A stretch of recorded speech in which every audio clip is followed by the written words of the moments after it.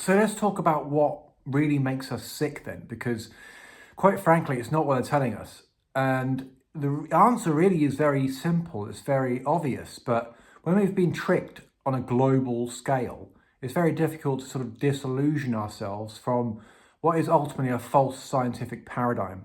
So let's think about it. You go out on a Friday night, you get trolleyed, you have a few bevies, you have a few chasers, and the next day you feel hungover. The next day, however, you feel like you've recovered. But that's not how it works in terms of your immune system. So if you keep doing that, perhaps Friday, Saturday night, and then, a few drinks in the week as well, eventually you're going to come down with flu-like symptoms. Okay, your body is simply reacting and expelling toxins. Okay, we've poisoned ourselves, which is very common in today's society, and now the body is trying to expel those toxins. There is no room for a third-party middleman here.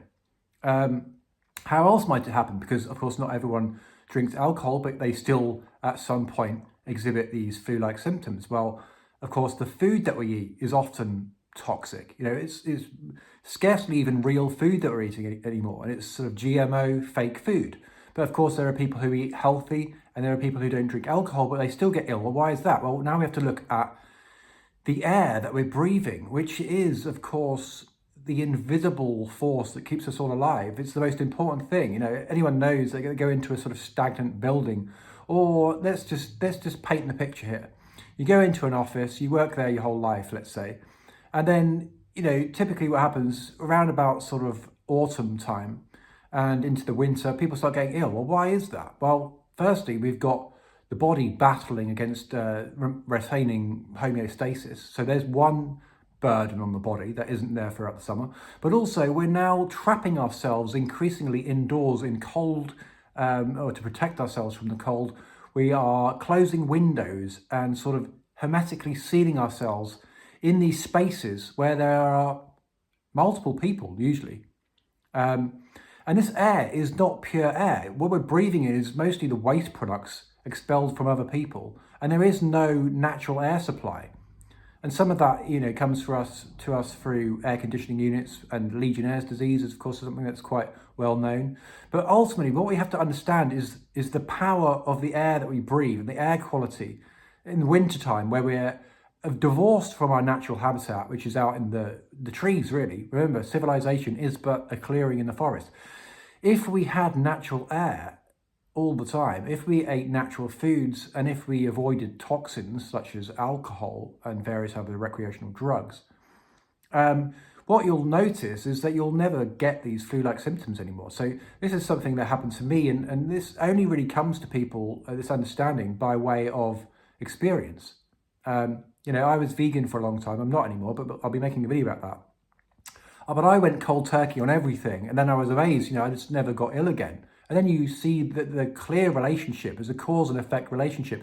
There's no room anywhere for this false field of science, which I'm not going to name in this video for purposes of censorship. But you know what I'm talking about if I flash up some images of what it is that I'm referring to. And so this is something that's been going for a long time, and I can't get into the minutiae and the details of everything here, but if you want to check out some literature on this, I'd recommend a book by Dr. Stefan Lanka called Mania, How the Medical Industry Continually Invents Epidemics, Making billion-dollar profits at our expense. But also Goodbye Germ Theory, if you're interested in learning about how really the terrain theory is something that's been lost to history. And this is done by design, of course, because they want the germ theory to be prevalent so that they can usher in these false paradigms, which they will all scientifically support. Again, it's the mainstream science, which isn't really science. It's just you're being taught it's science, and really the scientific process is what science is. So unless you've gone through that process yourself, then you are believing something. This is the belief system. It's called scientism. Okay, so think about all the false paradigms that we've been through throughout history. Not most notably, round Earth, flat Earth. We used to think the Earth is flat. Some people still do. You can make a video on that if you want, but that is ultimately a psyop for the awakening community.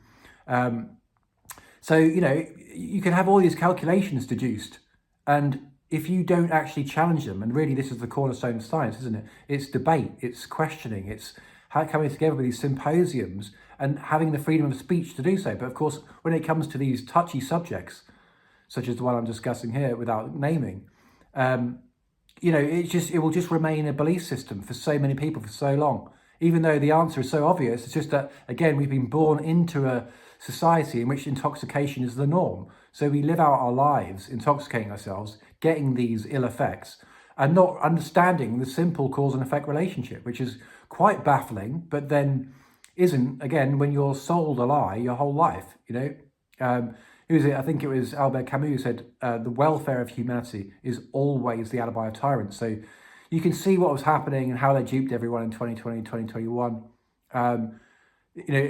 There's so much to talk about with this, but ultimately, if you shut down national and international healthcare, let's just keep it national, like in the UK, then you'll see the excess fatalities occur, right? Not a moment before that. Before that, of course, they were duping people with tests and, recategorizing everything.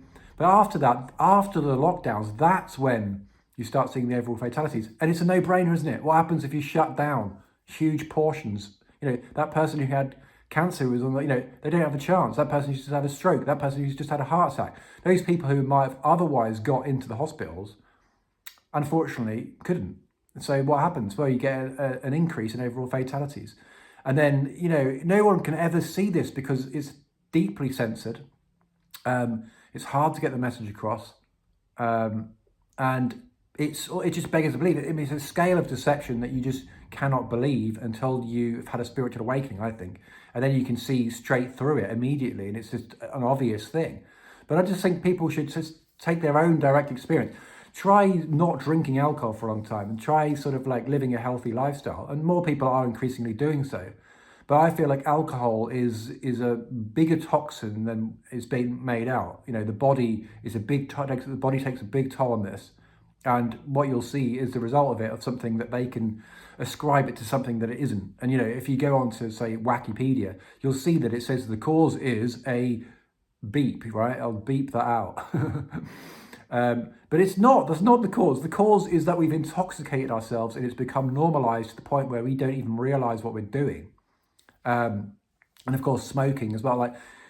We are intoxicating ourselves, and it's a means of escapism mostly. And why we would be trying to escape from society when, we can create a new one.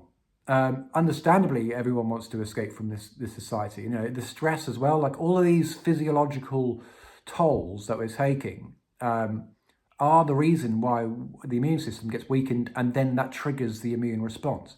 We can get into exosomes, we can get into the whole Andrew Kaufman stuff, we can get into, so much of this, but it's just like, I need to make videos about this because I feel like it's such a huge psyop that people are still under this illusion of this false paradigm of science.